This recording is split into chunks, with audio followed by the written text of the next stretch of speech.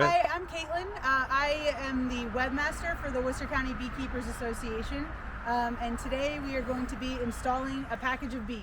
First thing is that we need to make sure we have everything prepared. So here we have our bottom board, a deep hive body. Inside the hive body we have 10 frames. They're new wax foundation. Over here we have 2 additional hive bodies, 2 deep hive bodies. We have our outer cover ready to go, our inner cover. We have a pollen patty, some sticks, our entrance reducer, a jar full of 2-to-1 sugar syrup. We have everything painted, everything is set up and level. If not level, the other thing you can do is tilt forward slightly, but other than that, you want everything level. When you first receive your package, you're going to want to check along the bottom of the box and just make sure that there aren't too many dead bees. Some dead bees are normal. This is a perfectly acceptable amount. If you've got, inches of dead bees on the bottom, you're going to want to contact your supplier. So over here, before we get to the package, what we're going to do, we've removed the inner cover. We're going to pull out one of the middle frames and just set that aside. And that's going to leave space for us to put the queen cage. All right, the next thing we're going to do is we're going to take our hive tool. There are a couple staples on top of this plywood door. When you open this, you won't get it flying bees. There's a feeder can under here. So we're going to give that a good pop. So, when you move this door, here's this this holder. You're going to want to make sure that doesn't go anywhere. There are a couple different ways to remove the feeder can. You can get one of these really strong magnets. You can pull. The other option is to take your hive tool and just pry. And then once you have a good grip, make sure you're not dropping the tail over here. We're just going to slide that feeder can out and get ready to cover with the plywood door. You're going to lose a couple bees here, that's okay. And then we're actually going to take this tail and pull the queen cage out and shake some of those bees off. All right, so in here, what you're gonna see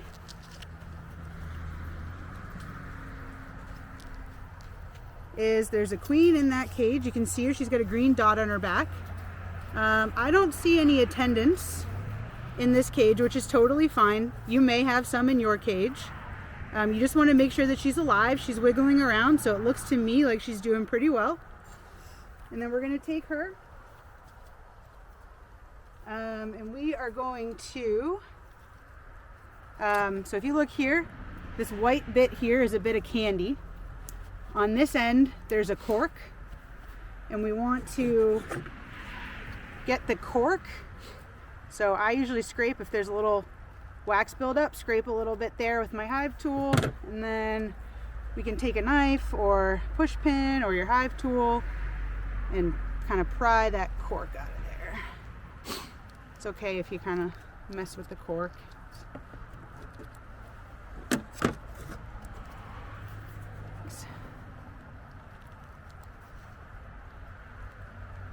There we go. All right, so now you can see the candy still blocking the hole here. So it's going to take a few days for the queen to chew from this end and the workers to chew from this end to let the queen out of the cage. Okay, so now that we've got the cork out of the candy end, we're going to take this nail and we're just going to bore a hole through the candy.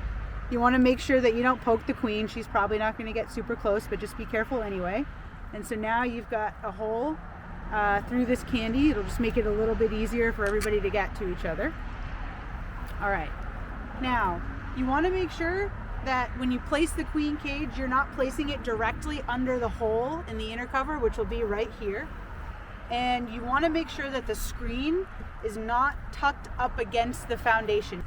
So we're going to do it this way. So this queen cage has a metallic tab on it, which makes it a little bit difficult to use. So what we've done instead is we've taken 2 push pins and we've just stuck them in the wood on the side of this queen cage, and then we're just hanging them right off the top bars of these frames.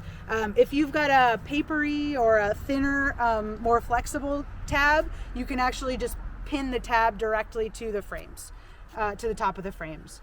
And then we're gonna center these so that there's no space between them except for the space for the queen cage.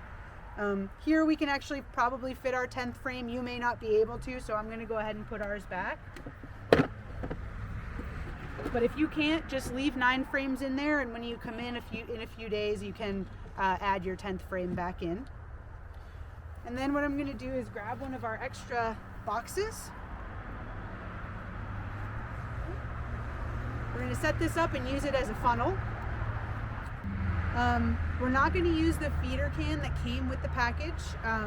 The holes are quite small just for transport. Also tends to be quite dilute, so we want to use our own. We're going to take this pollen patty. This is going to be the bee's protein. It's March right now. There's not enough pollen around, so we're going to place this off to the side pretty close to the queen so that they can still feed her and feed themselves. And then what we're going to do is we're going to grab our package. We're going to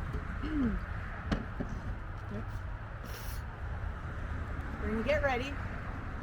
You can knock some of the bees down a little bit just to get them kind of away from where we are. We're going to quickly remove this door, and then I'm going to flip and shake. You can be quite sharp. Bees are pretty resilient, and most likely they're going to start clustering around the queen.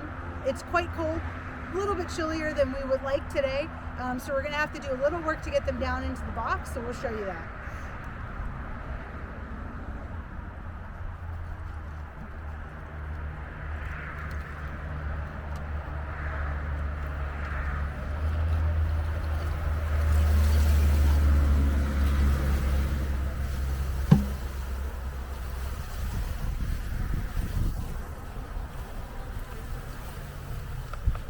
I'm going to flip this just to get the bees kind of off the top, and then we're going to shake again. So as you can see, we've gotten most of the bees out of the box. They're clustered, they're not really moving down so quickly, so we'll show you how to deal with that. The first thing we're going to do is we're going to take the empty box. We've got our entrance reducer on. Like I said, it's quite cold today, so we've got the small entrance open. If it were a little warmer or in a few weeks, we'll switch it to the larger entrance. And we're just going to take this box and lean it up against the entrance. These stragglers will find their way in. And then we're going to come over here. We've got our smoker going. We're going to smoke them. Try to get them to move down. But if they don't want to, you can take the back of your gloved hand and sort of press on them gently, and they should start moving down. We can smoke them again.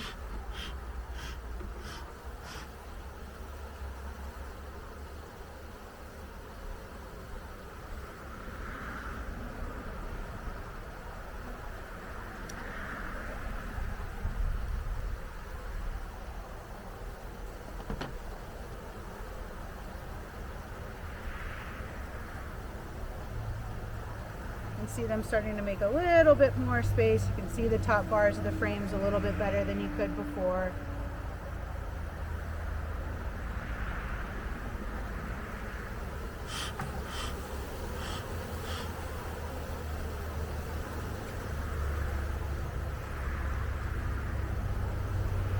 You want to make enough space so that you don't squish them when you go to put your inner cover on. We're looking pretty good. We've got a few bees climbing up the side of the box. We want them to find their way in, so we'll smoke them down.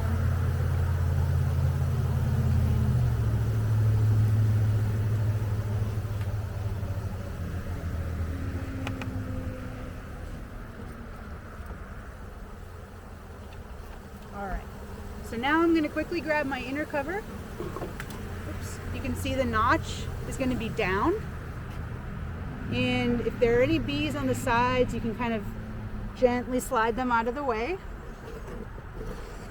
Here I'm going to place these 2 sticks. Now our funnel box is going to become our feeder box. There's still a few bees on there. They'll find their way in. So we're going to line this up here.